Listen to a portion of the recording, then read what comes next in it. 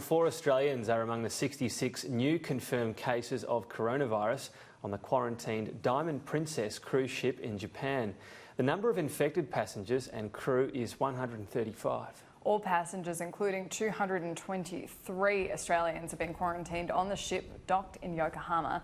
80% of the passengers are over the age of 70, making them more susceptible to infection. And parents have removed their children from a school next to the Darwin workers' village, where more than 250 Australians have been quarantined. They claim there wasn't enough time given for authorities to properly address their concerns on coronavirus. The young, the frail and the old. These were the people given priority when 266 people were flown out of Wuhan for Darwin on Sunday. 77 children and 11 infants were among the evacuees.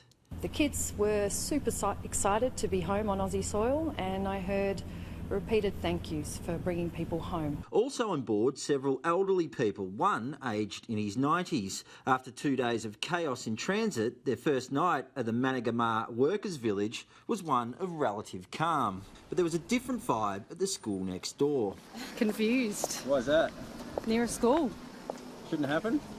No. Yeah, it's a bit of a joke, community consultation. There wasn't any. Parents attended an information session at the Good Shepherd Lutheran School. Some have already pulled their children out of class. I think there's some issues that were risen by the school community that the school perhaps might need to address. Health authorities addressed the group and later the media, stressing the coronavirus was not airborne. So it's droplet spread. So if I cough on you, if I'm within 1 metre, and I sneeze and cough on you and I have the coronavirus, the novel coronavirus, then you're at risk of getting infection. That was enough to convince some. So it's not airborne, it's only via droplets.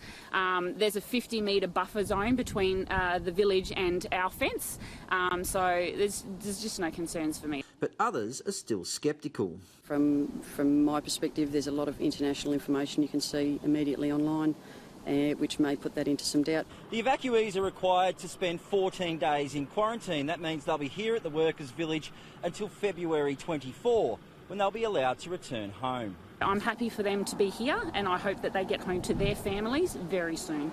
Matt Cunningham, Sky News, Darwin.